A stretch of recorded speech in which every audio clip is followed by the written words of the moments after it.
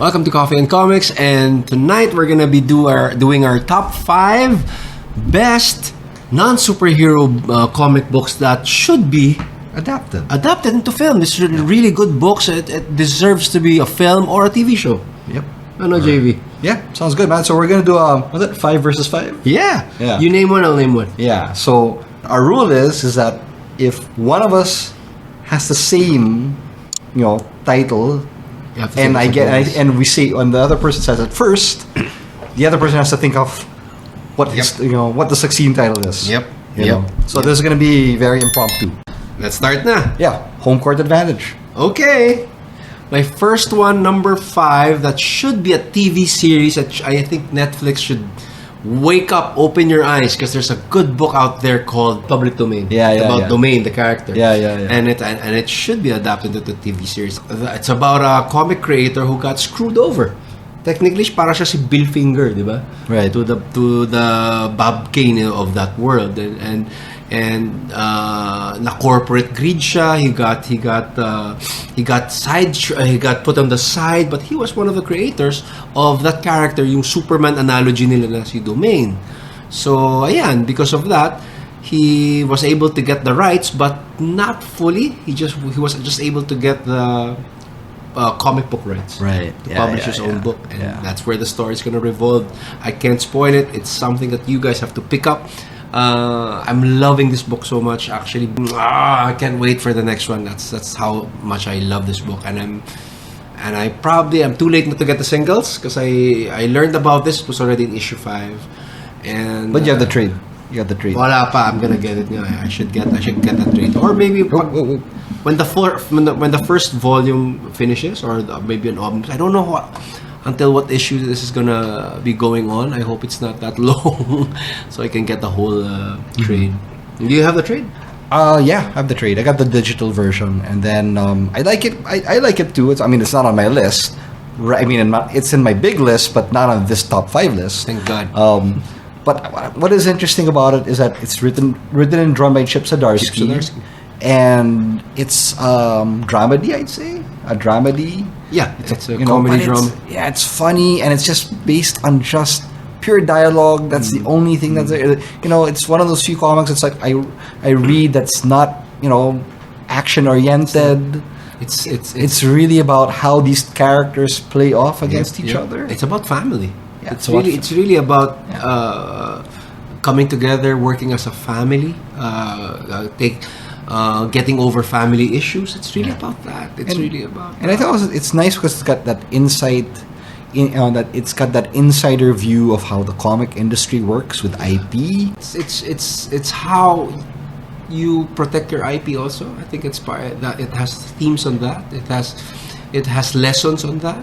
How two friends can just be torn apart by greed and money. Yeah.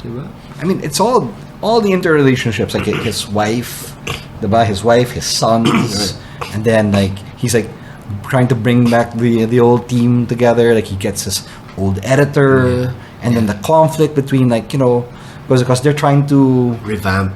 They're trying to and update the character, right? And that's where that's where the conflict lies. Because one party argues that no, we should keep the essence of the character.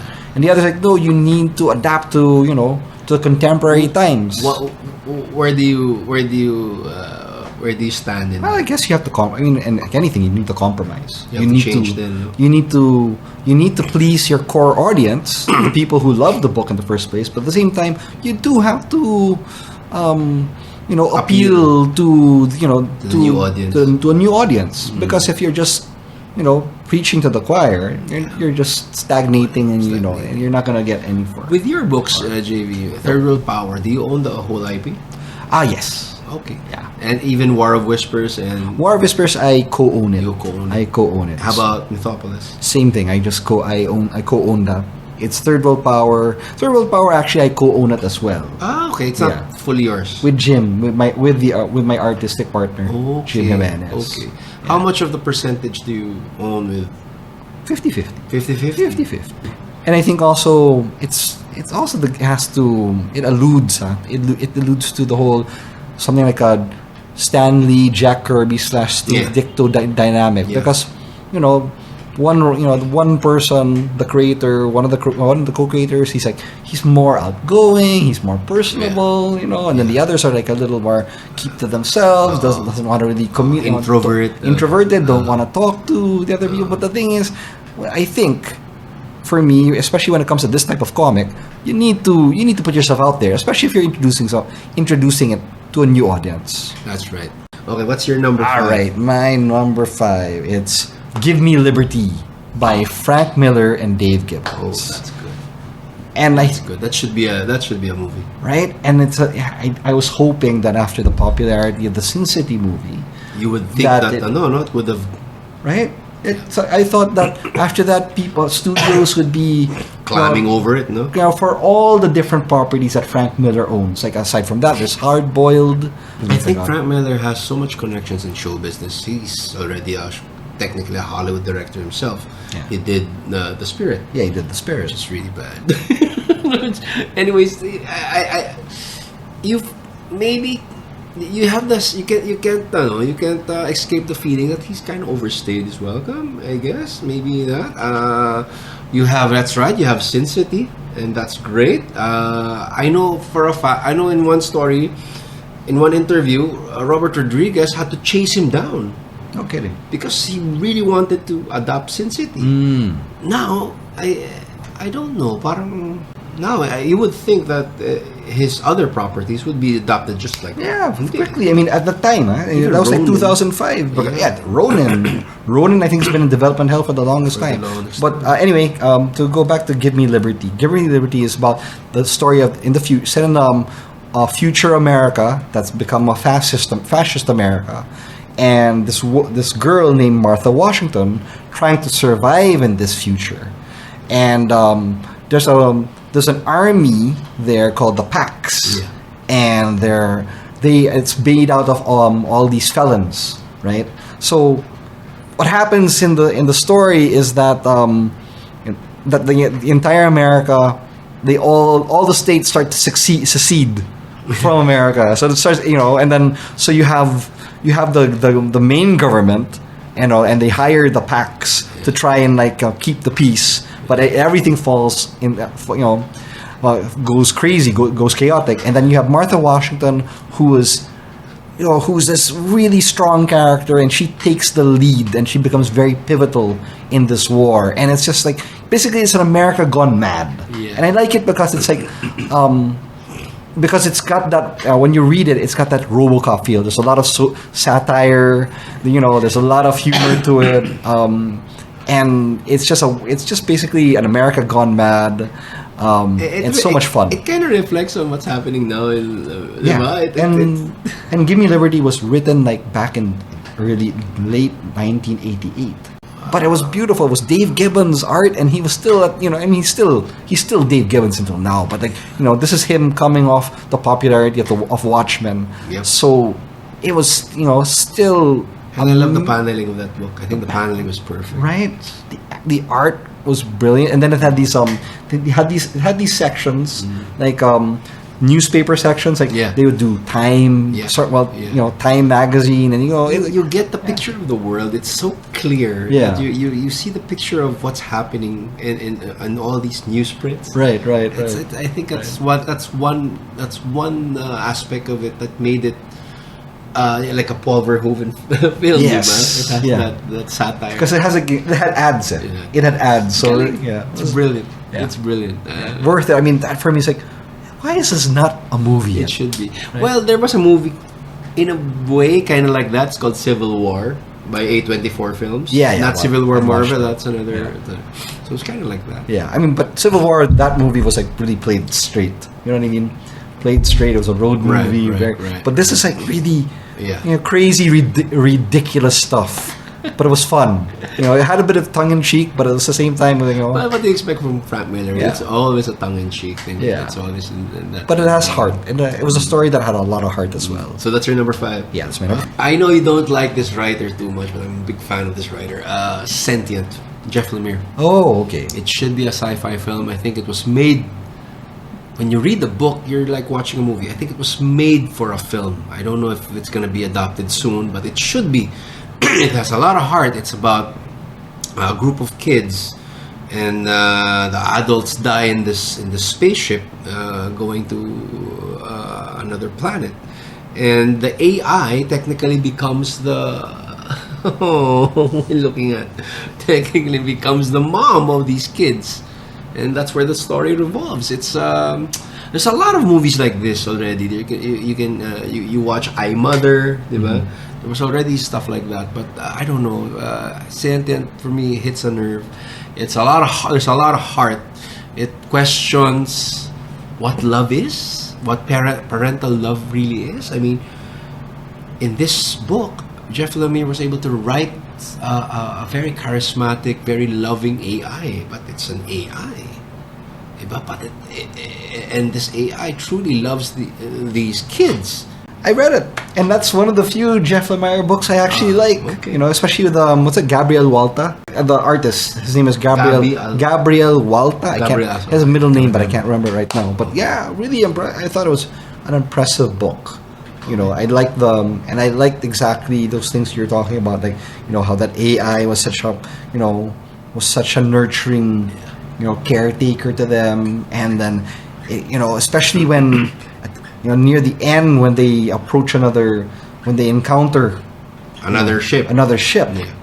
And you're like wondering, oh man, you know, that just changes everything. It's a good sci-fi. It's a good sci-fi drama done in one. So yeah, kudos for Jeff Lemire. What's your number 4? American Vampire. That's a long run. American Vampire, that by Scott Snyder. I'm actually surprised that it's not yet a series after everything you see on Netflix. No? Right, you know, and then and what got me started in this book was that it was co-written by Stephen King, and I'm a big Stephen King fan. And so I needed to see, like, okay, what, you know, I wanted to see, like, how does Stephen King, you know, write a comic. So I'm sure he wrote it down as a novel, and the guy he just translated. How much is Stephen King there? He was really involved, as in, like, really? It's full script, because the first 5 issues are written by there's like 2 stories in one in each issue for the first 5 issues. So the first part is written by Scott Snyder. And then it focuses on this character called Pearl, okay, who becomes very pivotal in the story. Then the other half of the story, the other story, is written by Stephen King, and it's about this character called Skinner Sweet. So the premise of American Vampire is that, yes, when the vampires move to the United States, they change. They can, you know, they become the opposite of, like, what they call the European or the Transylvanian vampires. Right. Whereas the old school vampires could only stay up at night, and were harmed by, you know, their weaknesses were garlic and silver. These vampires could function during the day, and their weakness is gold. So the whole premise of American Vampire is like it's the old world versus the new world. And then it goes throughout all the different eras in U.S. history. But the main artist was Rafael Albuquerque, who's really good. He's a good artist. There's another artist, I can't remember his name. I don't know what World War II. World War II. Yeah, they changed now. Yeah, and I can't remember he was a really good artist, and then he went on to do those Batman comics. He even wrote them. Yeah, I can't remember his name right now. But yeah, that's a great comic. And it's like, it falls on the lines of Buffy the Vampire Slayer. It reminds me of that. And it's episodic. Yeah. What I like about it, it's I'm not crazy about it. I'm not much of a vampire fan. But I like American Vampire. It kind of reminds me of a little bit of I don't know why, it kind of has that Preacher vibes for me. Right. I don't know if you get if it makes sense. Because it's because Preacher is also a Western. Right? So it's got that spirit. Got that spirit. Right? I like it. Yeah. I mean, good choice. I finished the entire series. I feel like it kind of drops the ball near the end. Right. But man, when it was like firing on all cylinders, Yeah. it really kicked ass. My number 3 is one of my favorite writers, my favorite duo ever in comic books, Ed Brubaker and Sean Phillips. And anything that they do, I don't know, for some reason, I just devour. And one of my favorite books that they ever did together, and it should be a series, is Kill or Be Killed. Excellent choice. I love that book so much. One of my favorite books. I love that book. Really? A lot. A lot of people love it. like Reckless better, or they would like Criminal. No, I mean, I like Criminal, but it's not on our list because our conditions are it should be a comic that should be adapted. Criminal's getting adapted next year. Oh yeah. It's getting Kill or Be Killed flew under the radar. No, it wasn't that. I mean, it was. It became a hit. Bumenta siya because there's an omnibus now. Yeah. But it went in a couple of issues. So I just relate to the character so much. Dylan is just something that I see a lot of myself in it when I was reading it. Oh, this is me. You get jealous, you get lonely, you get depressed. And you feel alone sometimes, and that's it. I mean, this is, and you want to do good. It's a better Death Note. Parang siyang Death Note, but it's better. So it's actually a bit of a mindfuck when you think about it, because right? I mean, when you realize what motivates him to become a vigilante, right? He was coerced to it. Yeah, but still, it's like you're wondering. It's one of those things where is this just in his head? Is he just mentally ill? Or is there actually something supernatural here that's happening? I don't think it was supernatural. Right? I think he was just mentally ill. Right? I mean, but the way it's dressed up, it's like it does keep you wondering. It does keep you wondering. It does, but it keeps you guessing. That's right. Yeah. For me, my explanation there, so I think it related to me, is this guy is such an underachiever. He's such a loser. He doesn't get the girl. He's not, good looking. He's not, he's an introvert, and everything that you'll think that it's his life is falling apart. He needed to do something, and killing bad guys just made him feel special. It has that Breaking Bad element for me. That's why I like it. I like it also because, and this is what I feel Brubaker and Phillips do best, is that they can build the suspense. Yeah. And one of my favorite criminal comics is The Sinners, and it's really all about the main character, and you feel the walls are closing in on him. Right. So the same thing happens here in Kill or Be Killed, right? So I love that level of suspense. Yeah.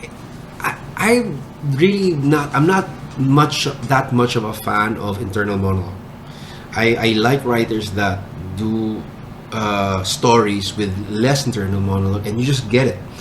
But for some reason, Brubaker just makes the best internal monologues. I even like the composition, because what he does when you look at the pages, you get the panels on one side, and then the monologue. Yep. It's like there's there's just a blank space, like a negative space. Yeah. Negative space that's just dedicated to that. That's right. And I don't know, it works aesthetically. It works perfectly for me. I don't like it when there's so much clutter in the art. I like to see the art wholly. Then the lettering would be different in a different place. Right. And I actually got to message Sean Phillips about Holy it. Crap! Really? Yeah. He's on Instagram, and I was asking him because is it really him? I think so. Wow. I mean, but he's very concise when you talk to him, when you chat with him, and so I liked the style. It was very detailed.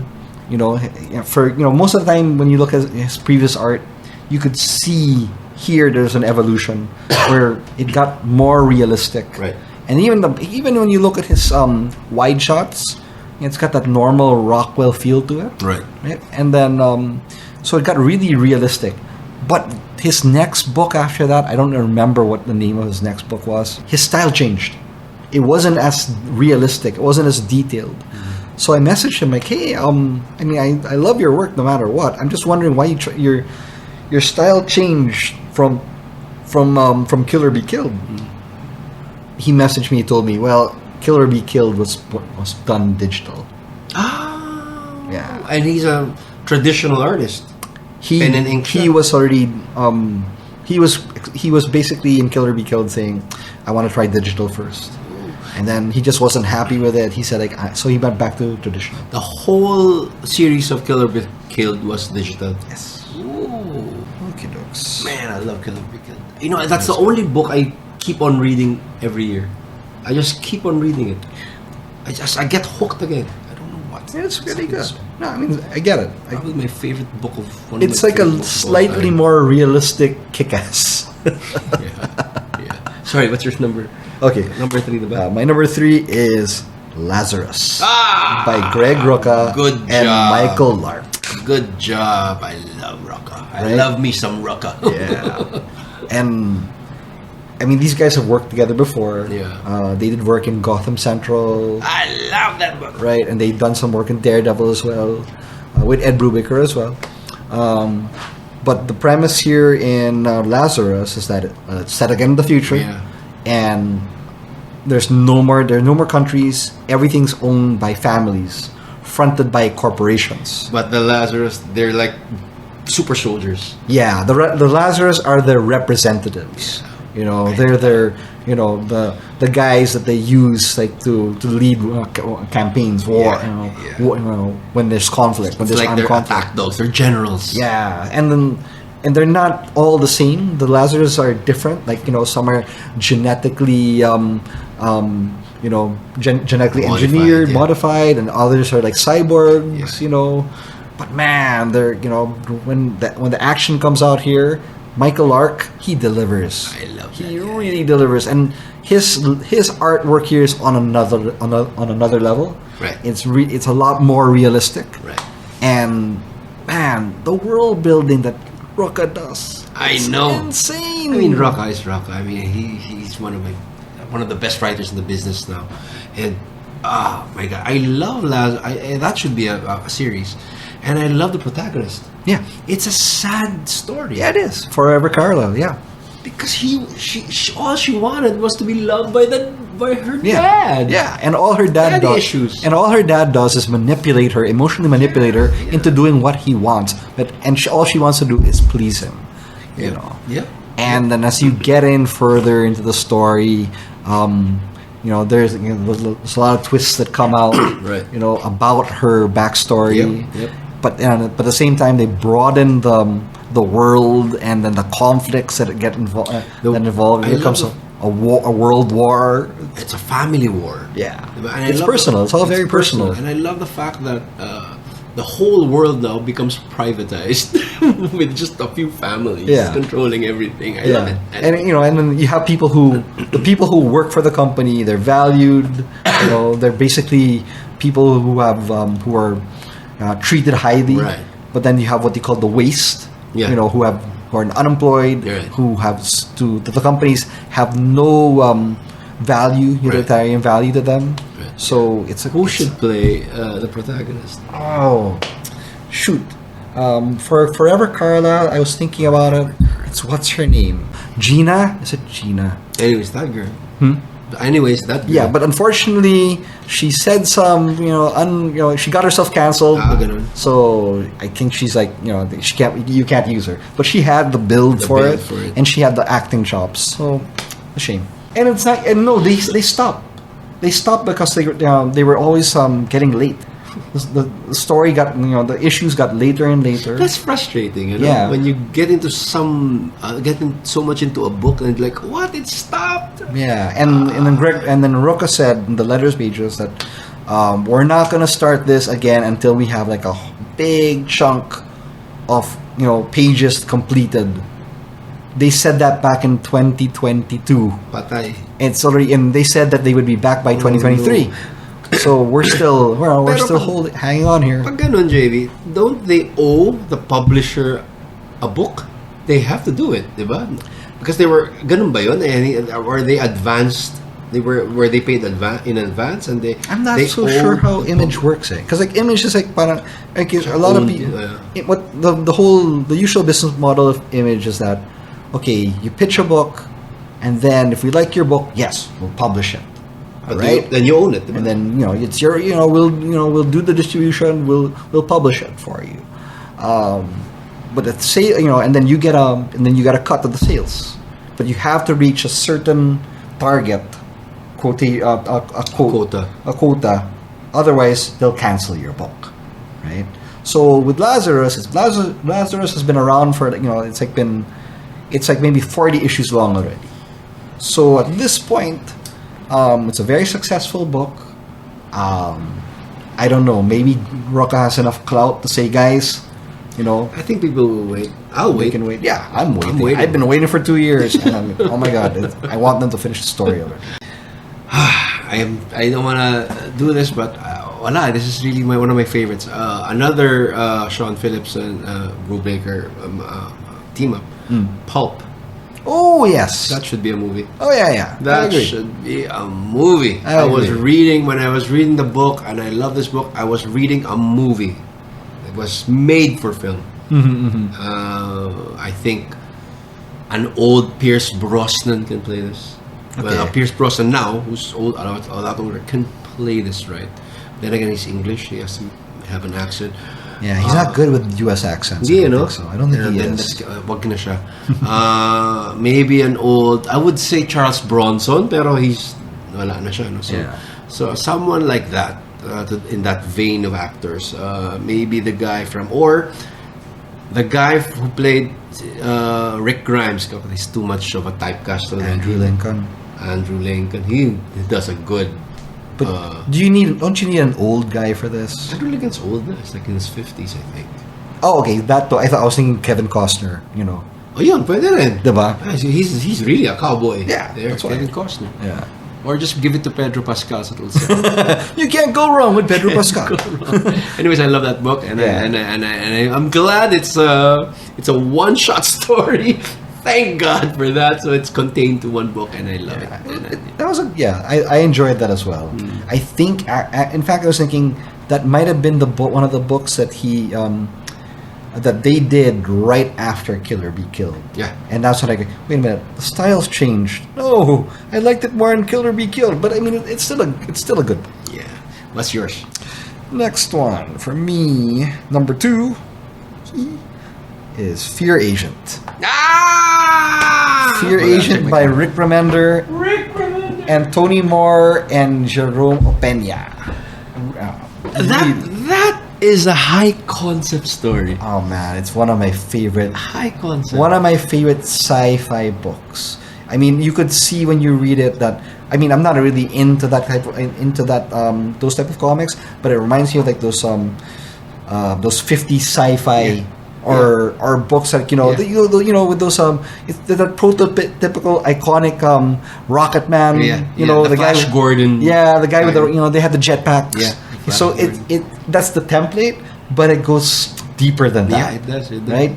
And Fear Agent is basically about this guy. He's basically a alien exterminator, but he comes from an Earth that's been devastated by alien war, and so most of the civilization on Earth, they've been they're all split up across the universe.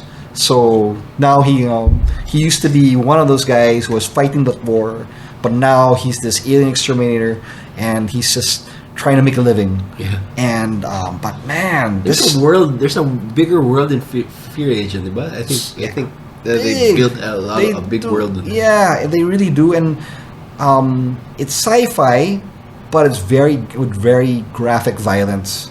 The violence here is so intense, but he's at the heart of the story is this guy who lost everything, and when he sees an opportunity to get back what he lost, he really goes all out to accomplish it. And that and a lot of it's involving a lot of tropes. Yeah. We're talking time travel. Yeah. We're talking about clones. It's quite a read, actually. It's a hell of a ride. It's a ride. It's a ride, and it's also about the Core's relationships. The Core is about family, and it's like him trying to also find redemption. Right. I mean, I know this sounds like it sounds a bit cliche, but the way he Remender executes it, it becomes this roller coaster ride that's so relentless, and you wonder like, my God, how did this guy get through it? And the ending gets me every single time. It's one of those. Don't give the end. I won't. But I'm just saying, it's one of those where you it's heart wrenching. It's heart wrenching. You feel divided about how it ends. Yeah. But man, you can't help but feel that this is the only way it could end. Yeah. Here's one that's not as known as the others on my list. Super God. I heard of Super God. That's one of those things. Warren Ellis. Oh, okay. And what's one of my probably. That's for me is the New Kingdom Come. For me, it has that. It has that iconographic prowess of a book. Not a lot of people give this book love as much as it deserves. It's about in the future countries have developed our own gods. We make our own gods. Okay. And we use AI. Oh, okay. And India makes Krishna. America has the Bionic Man, $1 million, $6 million man. they make Steve Austin. They still make a $6 million man. $1 million. It's not. I think it's billion. I think it's $6 million. Like, $6 million. That's nothing. Or maybe $6 million. I mean, I think it takes $6 million to maintain him every day. I think that's gonna be the. Okay. But yeah, so they do that, and there's a war, and India wins. India becomes the ultimate superpower because Krishna was the best AI. Okay, is that a spoiler? A little bit, no. It's in the teaser. It's in the This is by Avatar Press, right? Yes. And then I think it's like I remember reading about this, and Warren Ellis said that this is the final part of his trilogy because he did 2 comics before that. I think one was called is it Black Summer or something like that? And then there was another one as well. So I read all of that, but I don't know. The Super God just really. I don't know, it got me. Okay. It got me. This is I guess it got me with my chaotic nature against humans. I don't really like humans. I know, JV. I'm a bit of a anti-human. I actually wrote my own post-apocalyptic script because I really I'm trying to find ways to get rid of the human race, and this guy's this Warren Ellis takes the cake. He just makes something that he just concocts something that will put the human race into jeopardy in a beautiful way, chaotically evil, beautiful way. Yeah. And Super God is that book. Check it out. It's what if we make our own God. At this point, I was just so consumed with Warren. There was a time that I was a Warren Ellis fanatic. Not anymore. But back in those times, I was devouring every Warren Ellis. Oh yeah, same here. I mean, like my favorite, of course, is Planetary. Oh yeah. Planetary for me is still like one of the best things. Well, it's one of his best. And Authority, The Authority with Hitch, with Brian Hitch. That should be a movie. The Authority. That should be. Well, there has to be adapted, na ba? The characters from Authority are gonna show up. Really? In the Superman movie. Oh. Yeah. So they are setting it up. The new Superman movie. The new Superman movie by James Gunn will have characters from the Authority show. My number 1 is Sleeper. Ah, good job. Sleeper by Brubaker. Yeah. And Sean Phillips. Yeah, man, it's one of my favorites also. Good job. Right? Because I mean, yes, it's more. I think I like it even more than. I still, it's really old now. I mean, it was done back in 2004, 2005. So it's been it's 20 years old. It's a 20-year-old book now. Nauna pa yan kaysa sa Fade Out and all this other stuff. Yeah. That's where they really became a team. Brubaker and Phillips, right? Previous to that, I think they did a Batman story that was set in the 1930s or something like that. I have focusing on Commissioner. No, on James Gordon, but he's a private eye. Ooh, I haven't read that. Yeah. So anyway, Sleeper is actually set in the Wildstorm universe, right? And with the Wildcats, Authority, and while there are superpowers here, but it's more of an espionage story, right? Yeah. So it's about this guy. His name is Holden Carver. Right. He has powers, but he's infiltrated this super-powered terrorist organization. Right. And his job is to rise up in the ranks, and and basically sabotage their schemes, right? Oh yeah. But the problem is, his minder, the guy. There's only one person who knows who he is. The guy's in a coma. So basically, he's out on his own. And the problem is that in order for him to get high, to rise up in the ranks, he's got to do all these horrific things. All these, he's basically a terrorist. Yeah. Right? And that's the problem. The issue is, if no one knows that you're truly a good person, you're doing all these bad things, as a way to be a good person. Yeah. Are you a good person? No, you're not. I love about the question posed. Yeah, that's a good book. Right? It was a great book. As in, it was, it was noirish, but at the same time there were powers. It was a cross genre, a mishmash of stuff. Yeah. But it was just it was really exciting. Check that book out, guys. I really feel that for me that makes for a very strong live action. It should be a live action. It'd be pretty easy to do, I think. I feel it's a no-brainer. And there was a time that even Tom Cruise was even considered. No, really? Yeah, he was looking into adapting it. Didn't push through though. I don't see Tom Cruise as Holden Carver. No, I don't either. But for me, the idea was he's gonna run. He's gonna keep on running. Of course, he's always running.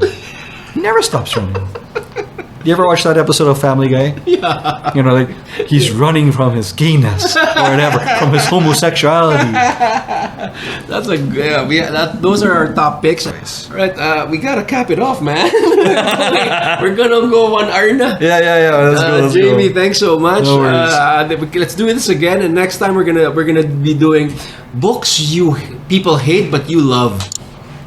We're trying to defend that. That's gonna be hard. Good luck to us. Yeah. And I want to thank our guest, Oy. Thank you, Oy, for joining us. Maybe I can VO him, put a VO. Yeah. Why the fuck did they put me in this chair? I can't get out of it. Damn it. Anyways, thanks, guys. Thank you so much. Like, share, subscribe. Bye. Bye.